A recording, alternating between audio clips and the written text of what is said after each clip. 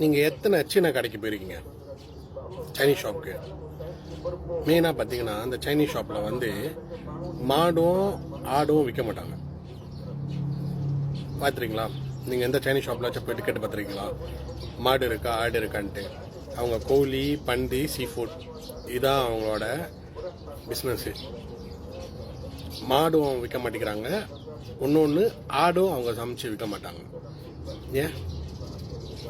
Maybe ஆடு வந்து pressure கொடுக்குற ஒரு இறைச்சியாக இருக்கிறனால விற்க மாட்டேங்கிறாங்கன்னு தெரில.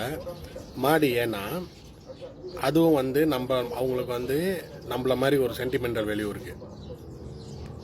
எப்படி வந்து இந்தியா வந்து ஒரு விவசாய பூமியோ அதே மாதிரி சைனாவும் அந்த காலத்தில் ஒரு விவசாய பூமி. ஸோ மாட்டோட உழைப்பு அதெல்லாம் அவங்க ரொம்ப பாய்ச்சனால அவங்களுக்கும் ஒரு கிராட்டிடியூட்டா